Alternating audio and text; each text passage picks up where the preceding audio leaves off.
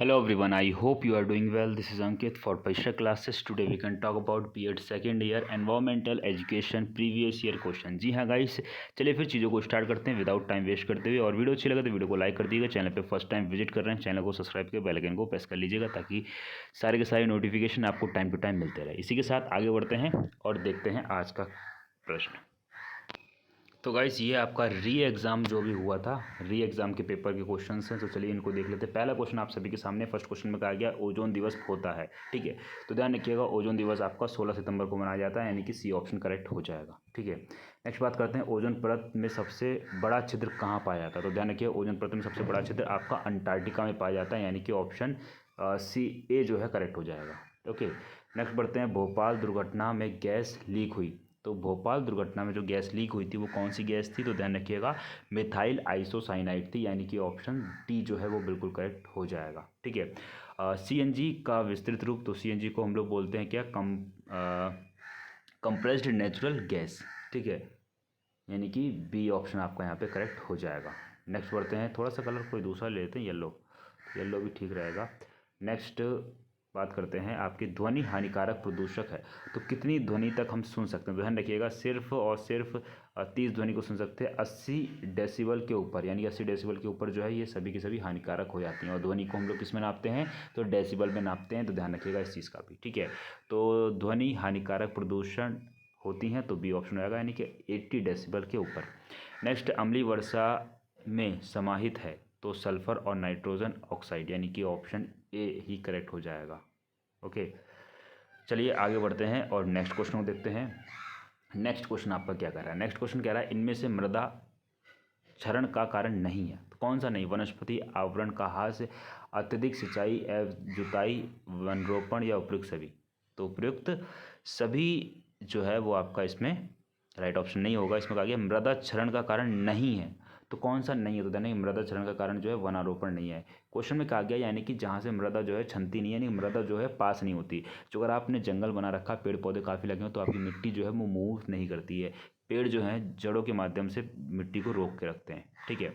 पृथ्वी का कितना क्षेत्रफल जल से घिरा हुआ, तो ध्यान रखिएगा पृथ्वी का कितना क्षेत्रफल, तो 70% जो है वो जल से घिरा हुआ, यानी कि ऑप्शन सी जो है बिल्कुल करेक्ट ऑप्शन हो जाएगा। रासायनिक उर्वरक का कौन सा उदाहरण नहीं है, तो कौन सा उदाहरण नहीं है ये पूछा गया है। तो ध्यान रखिएगा रासायनिक उर्वरक का कौन सा उदाहरण नहीं है, यूरिया, कंपोस्ट, पोटाश या फॉस्फोरस। तो रासायनिक उर्वरक का कौन सा उदाहरण नहीं है, तो आपका कंपोस्ट नहीं है, यानी कि बी ऑप्शन करेक्ट हो जाएगा। नेक्स्ट बात करते हैं 10th, इकोसिस्टम शब्द है। तो इकोसिस्टम शब्द जो है, इकोसिस्टम शब्द ब्राउन ने, A.G. टॉनसन ने या खोराना ने या इनमें से कोई नहीं। तो इकोसिस्टम शब्द दिया, तो ये इकोसिस्टम जो है किसके द्वारा दिया गया, ध्यान रखिएगा A.G. टॉनसले ने दिया, यानी कि ऑप्शन बी A.G. टॉनसले। क्या है ये A.G. ए क्या हो गया, एक सेकेंड, A.G. टॉनसले, A.G. टॉनसले, यानी कि बी ऑप्शन। ताजमहल किसके द्वारा, तो सभी को मालूम ताजमहल जो है आपका H2O के द्वारा जो है खतरे में आ रहा है, यानी कि जो पीला पड़ रहा है वो SO2 के कारण पीला पड़ रहा है, ठीक है। कोलकाता में वायु प्रदूषण का मुख्य कारण क्या है, तो कोलकाता में वायु प्रदूषण का मुख्य कारण जो है आपका कार्बन मोनोऑक्साइड है, ठीक है, यानी कि option B, D option right हो जाएगा। नेक्स्ट बात करते हैं 13 में पूछा गया निम्न में से कौन सा राष्ट्रीय उद्यान विश्व धरोहर में शामिल किया गया। तो सुंदर वन राष्ट्रीय उद्यान जो है आपका विश्व धरोहर में शामिल किया गया, यानी कि ऑप्शन सी जो है बिल्कुल राइट ऑप्शन आपका हो जाएगा। भारतीय संविधान में कौन से धारा पर्यावरण से संबंधित है, तो ध्यान रखिएगा भारतीय संविधान की जो आपकी 47A धारा जो है वो पर्यावरण से संबंधित है, 47A, यानी कि बी ऑप्शन करेक्ट हो जाएगा, ठीक है। भारत का सबसे बड़ा प्राणी उद्यान कहाँ स्थित है, तो ध्यान रखिए भारत का सबसे बड़ा प्राणी उद्यान जो है वो आपका वो स्थित है कोलकाता में, यानी कि बी ऑप्शन आपका करेक्ट हो जाएगा। नेक्स्ट बात करते हैं हरित क्रांति संबंधित। तो ये हरित क्रांति की बात करी गई है, यानी हरी चीज़ों के बारे में। तो दूध उत्पादन तो होगा नहीं, सफ़ेद क्रांति से होता है। तिलहन उत्पादन नहीं होगा, मत्स्य यो उत्पादन नहीं होगा, खाद्यान्न उत्पादन यानी कृषि उत्पादन। तो हरित क्रांति जो है आपकी खाद्यान्न या कृषि उत्पादन, यानी कि ऑप्शन डी। भारतीय वन्य जीव संस्थान स्थित है, तो भारतीय वन्य जीव संस्थान आपका देहरादून में स्थित है, जो कि उत्तराखंड में आपका पड़ता है, यानी कि ऑप्शन ए राइट हो जाएगा। नेक्स्ट बात करते हैं कौन सा देश जैव विविधता का देश माना जाता है। जैव विविधता का देश जो है माना जाता है वो आपका भारत है, ध्यान रखिएगा इस चीज़ का, ठीक है। यानी कि ऑप्शन डी जो है बिल्कुल करेक्ट हो जाएगा। मृदा अपरदन का मूल कारण है, तो मृदा अपरदन का मूल कारण वन उन्मूलन, भू परिष्करण, मृदा की उर्वरकता या इनमें से कोई नहीं। तो मृदा अपरदन का मूल कारण जो है आपका वो हो जाता है वन उन्मूलन, यानी कि ऑप्शन ए। नेक्स्ट बढ़ते हैं मृदा प्रदूषण के लिए कौन उत्तरदायी नहीं है। तो प्रदूषण के लिए, मृदा प्रदूषण के लिए कौन उत्तरदायी नहीं है ये पूछा जा रहा है, ठीक है। तो जैव नाशक, उर्वरक, कीटनाशक या हरी खाद। तो कहा गया कौन सा उत्तरदायी नहीं है। तो देखिए जो हरी खाद होती है ये उत्तरदायी नहीं, बाकी सभी की सभी क्या है नुकसान पहुंचाती हैं हमारी ज़मीन को। तो जैव नाशक भी है, कीटनाशक भी है, उर्वरक भी है, ठीक है। यानी कि हरी खाद जो है वो नहीं होता। नेक्स्ट 21 किस स्तर पर ध्वनि संकटजनक हो जाती है। तो ध्यान रखिएगा 80, यानी 80 से ऊपर जितनी ध्वनि है वो सभी की सभी हमारे कानों के लिए हानिकारक हैं। ध्यान रखिए 21 का बी ऑप्शन राइट हो जाएगा। नेक्स्ट उत्तराखंड के पर्यावरणवादी जिन्हें 2009 में पद्म विभूषण मिला, तो आपके सुंदर बहुगुणा है, और जो आपका आंदोलन था चिपको आंदोलन वो भी इन्हीं के द्वारा हुआ था, ध्यान रखिए। तो सुंदरलाल बहुगुणा। टेरी बांध तो सभी को मालूम है, टेरी बांध आपका भागीरथी नदी पर है, ठीक है। और इसको ऐसे याद कर सकते हैं कि टेरी बांध जो है वो क्या भागता रहता है, तो इस वजह से भागीरथी पर हमने कर दिया इसको, ठीक है। चीज़ों को रिलेट करके याद कर लेंगे तो कभी भूलेंगे नहीं। ओजोन परत पाई जाती है, तो ओजोन परत आपकी कहाँ पाई जाती है, आयन मंडल में, जीव मंडल में, स्ट्रेटोस्फेयर में, जल में। अब देखिए इंग्लिश और हिंदी दोनों के बारे में आपको नॉलेज होनी चाहिए, तब आप कर पाएंगे। अब इन्होंने हिंदी में भी इंग्लिश का ही डाल दिया, स्ट्रेटोस्फेयर, ठीक है। तो यहाँ पे ऑप्शन सी यानी कि ओजोन परत पाई जाती है, तो ओजोन परत आपकी कहाँ पाई जाती है, तो ध्यान रखिएगा ओजोन परत आपकी स्ट्रेटोस्फियर में पाई जाती है, यानी कि ऑप्शन सी जो है बिल्कुल करेक्ट हो जाएगा। मृदा प्रदूषण का कारण है खनन है, भट्ठा उद्योग है, कीटनाशक है। तो ये सारे के सारे यहाँ पे क्या मृदा प्रदूषण के कारण हैं, यानी कि ऑप्शन डी आपका करेक्ट हो जाएगा। नेक्स्ट बढ़ते हैं 26 BOD सूचक है। तो BOD जो है किस चीज़ का सूचक है, तो ध्यान रखिएगा BOD आपका जल प्रदूषण का सूचक है, यानी कि जल प्रदूषण को मापते हैं BOD।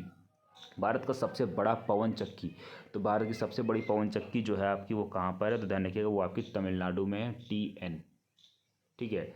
आगे बढ़ते हैं पृथ्वी का वह भाग जिसमें जीव रहते हैं, ठीक है। क्वेश्चन सही से दिख नहीं रहा है। तो पृथ्वी का वह भाग जिसमें जीव रहते हैं, तो जीव जो है जिसमें रहते हैं उसका फर्स्ट ऑप्शन की अगर बात करते हैं आवास, निच, पर्यावरण या जैव मंडल। तो जीव जो है आपके जैव मंडल में रहते हैं, यानी कि ऑप्शन डी करेक्ट हो जाएगा।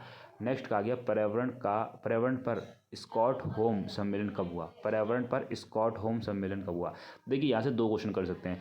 तो पर्यावरण का सम्मेलन कहाँ हुआ था, तो स्कॉट होम में हुआ था। सेकंड कब या कौन से सन में हुआ था, तो ध्यान रखिएगा ये आपका पर्यावरण पर स्कॉट होम सम्मेलन जो है आपका ये 1972 में हुआ था, 1972 में, ठीक है। कई बार प्रश्न पूछ लिया था पर्यावरण का पहला सम्मेलन या कहाँ हुआ था, तो ये आपका स्कॉट होम में हुआ था, उसका इस चीज़ का भी ध्यान रखिएगा। नेक्स्ट 30 पे आते हैं, और 30 में कहा गया कौन सा विषय पर्यावरण से संबंधित है, कौन सा विषय पर्यावरण से संबंधित है, ठीक है। तो पर्यावरण से भैया आप बात करते हैं जंतु, वनस्पति विज्ञान, रासायनिक विज्ञान, दर्शन शास्त्र, उपयुक्त सभी। तो ये सारे ही ऑप्शन आपके राइट हो जाएंगे, यानी कि 30 का डी ऑप्शन करेक्ट हो जाएगा। ये सभी के सभी क्या हैं आपके पर्यावरण से संबंधित हैं। वायुमंडल या वायुमंडलीय गैसों में ऑक्सीजन का प्रतिशत कितना होता है। अब ऑक्सीजन के प्रतिशत की बात करेंगे कि वायुमंडल में ऑक्सीजन का प्रतिशत कितना होता है, तो ध्यान रखिएगा ऑक्सीजन का प्रतिशत 21% होता है ऑक्सीजन, बी ऑप्शन राइट होगा।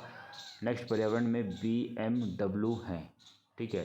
तो BMW की बात करिए ब्रिटिश मोटर वर्क्स, सेकेंड है Barcelona man work, bureau of man welfare और बायो मेडिकल स्टोर। तो आपका आता है बायो मेडिकल स्टोर, यानी कि ऑप्शन डी आपका राइट ऑप्शन हो जाएगा। तो पर्यावरण में BMW है bio medical store, okay. Next बढ़ते हैं आगे, और हमारे वायुमंडल में सर्वाधिक प्रचुरता में पाई जाने वाली गैस है। तो सबसे ज़्यादा जो गैस पाई जाती है वो ध्यान रखिएगा आप नाइट्रोजन, यानी कि N2 पाई जाती है, ठीक है। कितनी 78% पूछा गया था कितना परसेंट, तो ध्यान रखिएगा 78। 34 की बात करते हैं, वायुमंडल में बाहरी भाग को कहते हैं, वायुमंडल में जो बाहरी भाग होता है उसको क्या कहते हैं? तो बाहर की तरफ होना चाहिए ना। क्वेश्चन ऑप्शन को पढ़िए, ट्रोपोस्फियर, एक्सोस्फियर, ठीक है, मेसोस्फियर और थर्मोस्फियर, ठीक है। तो वायुमंडल में बाहरी भाग, अब देखिए हमारी लाइफ से कौन भाग चला, तो हमारी लाइफ से जो है वो एक्स जो है वो बाहर हो जाती है, ठीक है। तो इस वजह से हम इसको रिलेट कर सकते हैं एक्सोस्फियर। तो राइट ऑप्शन जो है आपका कौन सा आएगा? 34 का बी, ठीक है। तो चीज़ों को रिलेट करेंगे, कैसे रिलेट करेंगे आराम से याद कर सकते हैं। तो वायुमंडल के बाहरी भाग को कहते हैं, ठीक है, बाहरी भाग को। हमारी लाइफ से एक्स बाहर हो जाती है, तो वायुमंडल की लाइफ से भी क्या है? एक्सोस्फीयर बाहर हो जाएगा, यानी कि एक्स बाहर होगी वायुमंडल से भी, ठीक है।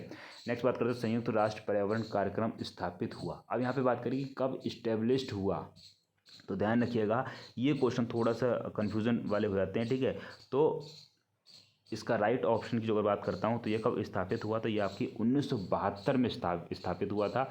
और जो अगर पूछा जाता है कौन सा एक्ट के अकॉर्डिंग, तो 1980 आ जाता है, ठीक है। तो ध्यान रखिएगा, संयुक्त राष्ट्र पर्यावरण कार्यक्रम स्थापित हुआ, तो स्थापित हुआ था 1972 में, 1972।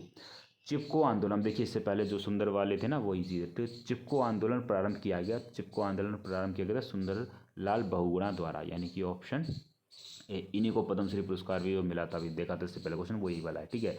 तो देखिए सुंदर लाल बहुगुणा, अब ये सुंदर तो इसी वजह से सभी के सभी लोग आके इनसे चिपक जाते थे। तो चिपको आंदोलन का प्रारंभ किसने किया? सुंदरलाल बहुगुणा। ऐसे याद कर सकते हैं, याद रख सकते हैं। वायुमंडल का सर्वाधिक ठंडा भाग, अब देखिए ठंडा भाग, तो ठंडा, जब ठंड लगती है तो क्या करते हैं भाई? कपड़े पहनते हैं, टोपी भी लगाते हैं, ठीक है। तो पहले ऑप्शन में क्या क्या आ गया कि स्ट्रेटोस्फियर, सेकंड में मेसोस्फियर, थर्ड में थर्मोस्फियर, फोर्थ में ट्रोपोस्फियर, ठीक है। तो राइट ऑप्शन जो है आपका कौन सा आएगा? ट्रोपोस्फियर, यानी कि ट्रोपोस्फियर। अब इसको कैसे रिलेट कर सकते हैं? जब ठंड लगती है तो क्या करते हैं? टोपा लगाते हैं, ठीक है। तो ऐसे कर सकते हैं ट्रोपोस्फियर। तो वायुमंडल का सर्वाधिक ठंडा, जब ठंड होगी तब क्या? टोपा लगाया जाएगा, ठीक है। तो ट्रोपोस्फियर होता है, इस तरीके से ध्यान रखिएगा। 38, वायुमंडल का वह क्षेत्र जिसमें ओजोन परत है, ठीक है। तो जहाँ ओजोन परत है उसको क्या कहते हैं? तो उसको हम लोग कहते हैं स्ट्रेटोस्फियर, यानी कि ऑप्शन बी स्ट्रेटोस्फियर। अब इसको कैसे याद रख सकते हैं कि वायुमंडल का वह क्षेत्र जिसमें ओजोन परत है, ठीक है। तो ओजोन परत है, ठीक है, तो उसको स्ट्रेटोस्फियर कहते हैं, ठीक है। नेक्स्ट बात करते हैं आगे। नेक्स्ट आता है आपका सदाबहार वनों का प्रमुख लक्षण है मध्यवर्षी, वर्षा नहीं होना, वर्षा प्रयत्न, वर्षा, या इनमें से कोई नहीं। तो सदाबहार वनों का प्रमुख लक्षण जो होता है वो आपका होता है क्या? वर्ष प्रयत्न वर्षा, वर्ष प्रयत्न वर्षा। भारत का वन शोध संस्थान स्थित है, तो ये आपका देहरादून में स्थित है। ऑप्शन ए जो है करेक्ट हो जाएगा।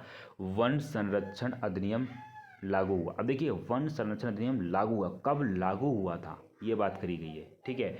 तो लागू आपका कब हुआ है? तो ध्यान रखिएगा 1980 में लागू हुआ है, ठीक है। वन संरक्षण अधिनियम लागू किया गया 1980 में, ठीक है। वनों की निम्न में से कौन सी उपयोगिता है? वनों की निम्न में से कौन सी उपयोगिता है? ऑप्शन ए, वन मानसून के दौरान वर्षा लाते हैं, बिल्कुल सही, ए ऑप्शन बिल्कुल सही, यानी कि वन जो है मानसून के अकॉर्डिंग वर्षा लेकर आते हैं, यानी कि ऑप्शन ए करेक्ट ऑप्शन हो जाएगा। नेक्स्ट बात करते हैं सबसे अधिक ऊर्जा उत्पन्न करने वाला स्रोत है। तो सबसे अधिक ऊर्जा, डीजल, कोयला, सौर ऊर्जा, विद्युत, सबसे अधिक ऊर्जा उत्पन्न करता है वो आपका सोलर लाइट, यानी कि जो आपकी सोलर लाइट होती है वही, ठीक है। और जिसमें 0% क्या होता है? पॉल्यूशन होता है। 44 मेगा पार्टकर संबंधित है, तो मेगा पार्टकर संबंधित हैं, तो मेगा पार्टकर किस चीज़ से संबंधित हैं? तो ध्यान रखिएगा नर्मदा बचाओ आंदोलन से। मेगा पार्टकर किससे? नर्मदा बचाओ आंदोलन से, ऑप्शन ए राइट हो जाएगा। बाढ़ को किसके द्वारा रोका जा सकता है? नागरीकरण, वृक्षारोपण, अवांछित वृक्षों की काटकर, या मांसाहारी का वन करके। तो भैया वृक्षारोपण करके हम जो है बाढ़ को रोक सकते हैं, तो 45 का बी ऑप्शन करेक्ट हो जाएगा, वृक्षारोपण। नेक्स्ट 46, वर्षा में अम्ल का मापन किया जाता है, तो अम्ल का मापन जो है किससे किया जाता है? तो ध्यान रखिएगा हाइग्रोमीटर, बैरोमीटर, या एमीटर। देखिए एमीटर तो आपका लाइट के अकॉर्डिंग है, और पीएच मीटर। तो पीएच मीटर क्या होता है? तो यहाँ पे बात करिए वर्षा में अम्ल यानी कि जो एसिड रेन होती है उसको किससे नापते हैं? तो पीएच मीटर से नापेंगे, यानी कि ऑप्शन डी जो है करेक्ट ऑप्शन हो जाएगा, ठीक है। नेक्स्ट बात करते हैं, नेक्स्ट आता है पृथ्वी का औसत तापमान। तो पृथ्वी का औसत तापमान आपका रहता है 15 डिग्री, यानी कि बी ऑप्शन राइट हो जाएगा। नेक्स्ट बात करते हैं मृदा अपरदन रोका जा सकता है। तो मृदा अपरदन जो है रोका जा सकता है किसके द्वारा?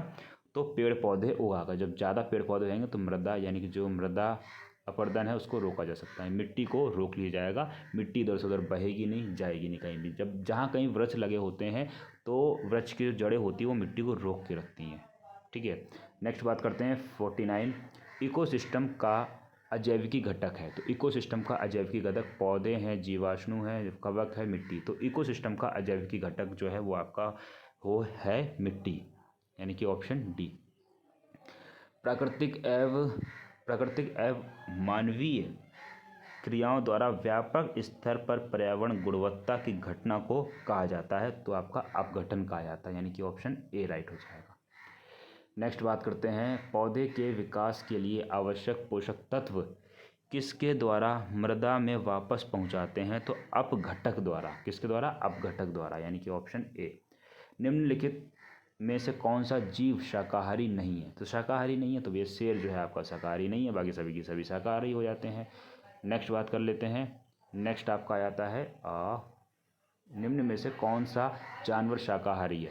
अब कौन सा जानवर जो है वो शाकाहारी है ये कहा गया है। तो बिल्ली, कुत्ता, गिलहरी और शाकाहारी, निम्न में से कौन सा जानवर शाकाहारी है? तो ये शाकाहारी जो है आपका क्या हो जाएगा? शेर जो है आपका वो शाकाहारी हो जाएगा।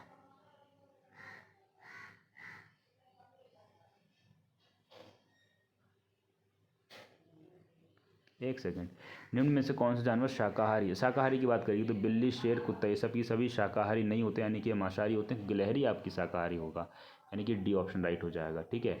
नेक्स्ट बढ़ते हैं, सूर्य की परावैंगनी किरणों में हमें सुरक्षा देता है। तो क्या O3 जो है हमारी, ओजोन जिसको बोलते हैं, ये हमें सुरक्षा देता है, यानी कि O3, ओके। वातावरण की कौन सी परत परावैंगनी किरणों से बाधित हैं? तो कौन सी किरणें जो परावैंगनी से बाधित है? तो ध्यान रखिएगा ओजोन जो है वो क्या बाधित है, यानी कि ऑप्शन सी राइट ऑप्शन हो जाएगा, ठीक है।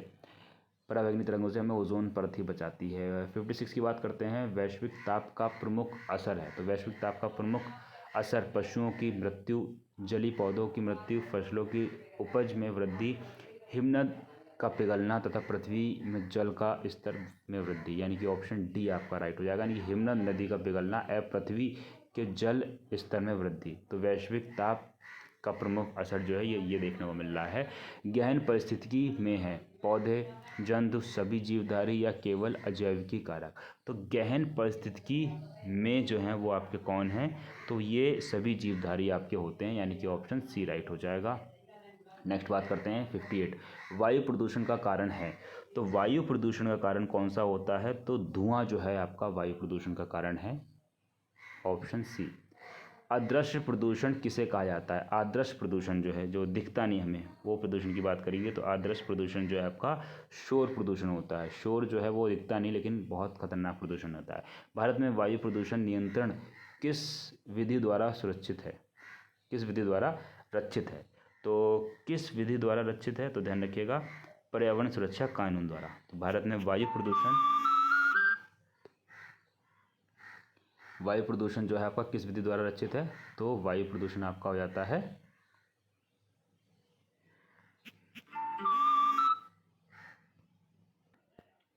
तो अदृश्य प्रदूषण किसे कहा गया? तो जो दिखता नहीं, तो ये तो आपका शोर हो गया था, यानी कि डी ऑप्शन। भारत में वायु प्रदूषण नियंत्रण किसे विधि है? तो वायु प्रदूषण पर्यावरण सुरक्षा कानून, यानी कि ऑप्शन सी आपका करेक्ट हो जाएगा, ठीक है। नेक्स्ट बात करते हैं आपका, नेक्स्ट आपका आता है अप्राकृतिक पारिस्थितिकी तंत्र। अप्राकृतिक पारिस्थितिकी तंत्र है तो यह जो है वो क्या है आपका? तो यह आपका हो जाता है बांध। अप्राकृतिक पारिस्थितिकी तंत्र, झील, समुद्री मरुस्थल, तो ये सब के सब नेचुरल हैं और ये अप्राकृतिक है, यानी कि ये मनुष्य द्वारा बनाए गए हैं बांध को, ठीक है। नेक्स्ट बढ़ते हैं, कॉर्बेट राष्ट्रीय पार्क स्थित है। तो कॉर्बेट राष्ट्रीय पार्क आपका उत्तराखंड में स्थित है, यानी कि ऑप्शन ए जो है करेक्ट ऑप्शन हो जाएगा। सफ़ेद क्रांति संबंधित, तो सफ़ेद आपकी दूध से संबंधित होती है, तो यानी दुग्ध उत्पादन से हो जाएगा, ठीक है। 63 का ऑप्शन बी जो है राइट ऑप्शन हो जाएगा। नेक्स्ट बात करते हैं कौन जीवाश्म अपशिष्ट ईंधन है। कौन जीवाश्म अवशिष्ट ईंधन है, ठीक है।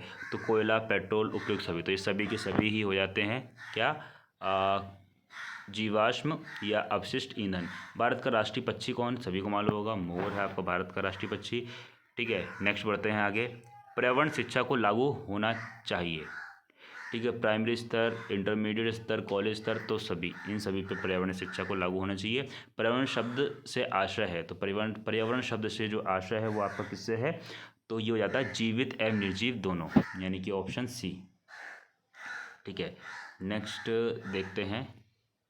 नेक्स्ट आपका आता है पर्यावरण को सर्वाधिक हानि होती है, तो पर्यावरण को सबसे ज़्यादा हानि जो है किस चीज़ से होती है, तो वो आपकी होती है उद्योग, यानी कि जो इंडस्ट्री होती है इससे, ठीक है। जो धुआं निकलता है और जो पानी निकलता है वेस्ट मटेरियल, वो। विश्व पर्यावरण दिवस, तो सभी को मालूम है 5 जून को आपको मनाया जाता है विश्व पर्यावरण दिवस। इस डेट को खासकर ध्यान रखिएगा क्योंकि ये क्वेश्चन आज के लिए बहुत ज़्यादा इंपॉर्टेंट है, आज के एग्जाम के लिए, ठीक है। पर्यावरण के लिए लैंगिक समानता की बात किसने उठाई, तो पर्यावरण के लिए लैंगिक समानता की बात जो है आपकी उठाई गई थी MC मेहता के द्वारा, ठीक है। तो ये हमने देख लिया था पर्यावरण के लिए लैंगिक समानता की बात किसने कही, तो ये आपकी MC मेहता ने कही थी, ठीक है। पर्यावरण शिक्षा को एक विषय की भांति किसने घोषित किया, तो ये आपका सर्वोच्च न्यायालय ने घोषित किया, यानी कि ऑप्शन डी जो है करेक्ट ऑप्शन हो जाएगा, ठीक है। चलिए आगे बढ़ते हैं और नेक्स्ट क्वेश्चन देखते हैं। वायुमंडल में परतों की संख्या, ठीक है। तो वायुमंडल में परतों की संख्या कितनी होती है, तो ध्यान रखिए वायुमंडल में परतों की संख्या 5 होती है।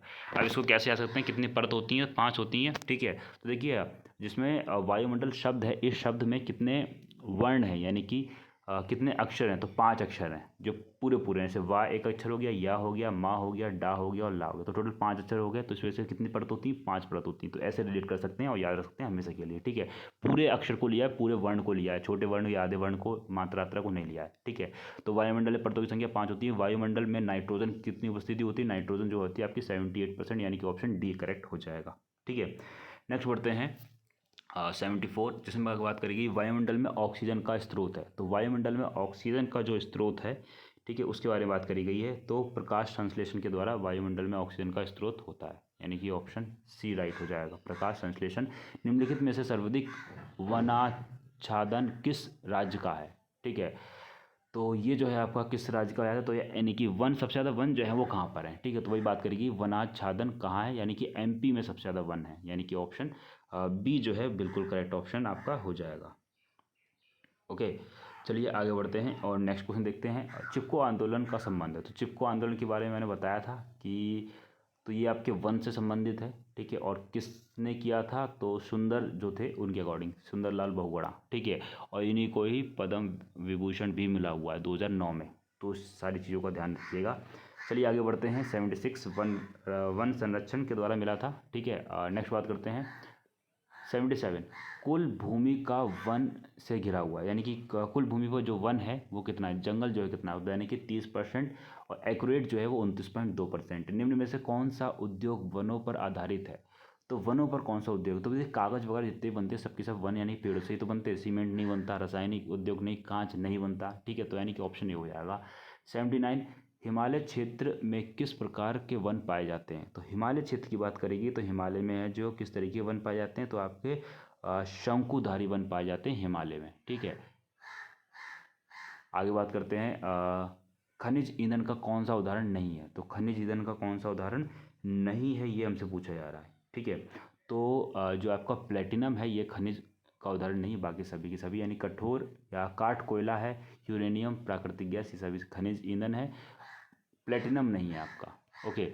नेक्स्ट 81 की बात करते हैं और 81 में पूछा गया प्रकाश ऊर्जा के भोजन ऊर्जा में बदलने की प्रक्रिया कहलाती है, यानी प्रकाश ऊर्जा को जो भोजन ऊर्जा में बदलने की प्रक्रिया को क्या कहलाते हैं, तो प्रकाश संश्लेषण कहते हैं इसको, ठीक है। इंग्लिश में फोटोसिंथेसिस बोल देते हैं, ठीक है। तो ध्यान रखिएगा ऑप्शन डी आपका यहाँ पे करेक्ट ऑप्शन हो जाएगा। हमारे देश में ऊर्जा संकट का कारण है, तो ऊर्जा संकट का कारण चोरी है, नए उद्योग है, वितरण में कमी या उपयुक्त सभी। तो कह सकते हैं एक तरीके से ये सारे के सारे जो हैं वो हो सकते हैं, लेकिन बेस्ट जो है वो नए उद्योग की बात करते हैं। राइट ऑप्शन जो है या बेस्ट ऑप्शन आपका नए उद्योग हो जाएगा। हमारे देश में ऊर्जा संकट का कारण जो है क्या, नए उद्योग। नर्मदा बचाओ आंदोलन से कौन संबंधित है? तो नर्मदा से जो बचाव आंदोलन से संबंधित हैं वो आपके हो जाते हैं, इनमें से कोई नहीं है। ठीक है। नेक्स्ट, अतिवृष्टि से होने वाली आपदा को कहते हैं, अतिवृष्टि से होने वाली आपदा को क्या कहते हैं? तो ध्यान रखिए, अतिवृष्टि से होने वाली आपदा को कहते हैं बाढ़। अतिवृष्टि, बाढ़। सुनामी जो शब्द है आपका जापानी शब्द, ध्यान रखिएगा। ध्वनि प्रदूषण को मापा जाता है तो आपका डेसिबल पैरामीटर यानी कि डीबी, ऑप्शन ए जो है राइट ऑप्शन हो जाएगा। ठीक है, चलिए आगे बढ़ते हैं। और तुलसी का पौधा कम करता है तो वायु प्रदूषण कम करता है, यानी कि ऑप्शन ए करेक्ट हो जाएगा, वायु प्रदूषण। साफ सुथरा प्रदूषण मुक्त का ऊर्जा स्रोत है कोयला, पेट्रोलियम, सौर, न्यूक्लियर ऊर्जा।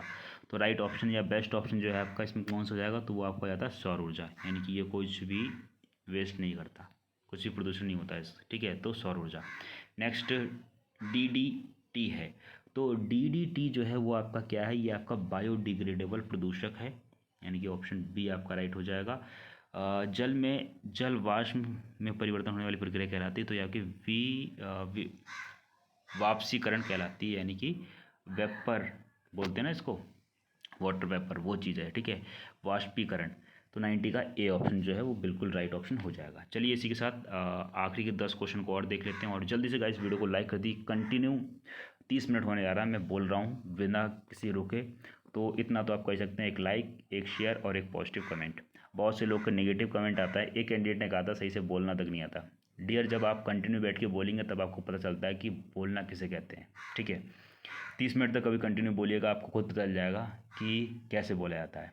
ओके, नेक्स्ट बात करते हैं, समस्या शाकाहारी जीवन कहलाते हैं। तो समस्या शाकाहारी जीवन कहलाते हैं तो ये आपका हो जाएगा प्राथमिक उपयोग, यानी कि ऑप्शन बी राइट हो जाएगा।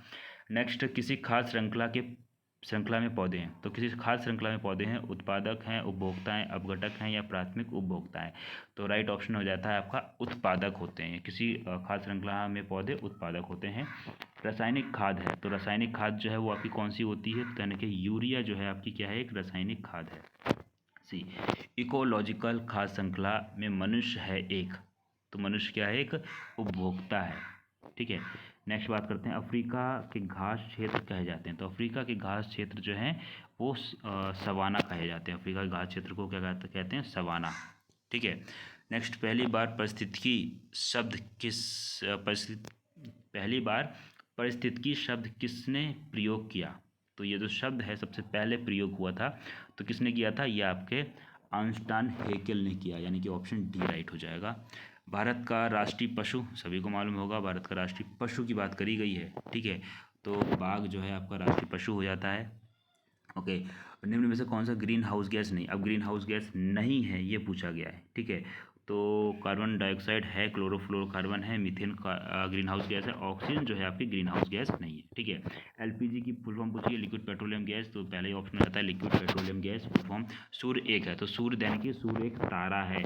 ठीक है, ध्यान रखिएगा, सूर्य क्या है? सूर्य एक तारा, यानी कि ऑप्शन बी जो है बिल्कुल राइट ऑप्शन होगा। तो उम्मीद करता हूँ यहाँ पे 100 क्वेश्चन कंप्लीट हो गए होंगे और 2 वीडियो मैंने दी हैं आपको। ठीक है, आपके सब्जेक्ट की, और ये दोनों के दोनों प्रीवियस ईयर क्वेश्चन की दोनों वीडियो को देख लीजिएगा सिर्फ। बाकी PDF आपको अवेलेबल करवा दिए गए। इतने क्वेश्चन जो अगर आप करके आते हैं तो यहीं से आपका काम हो जाएगा।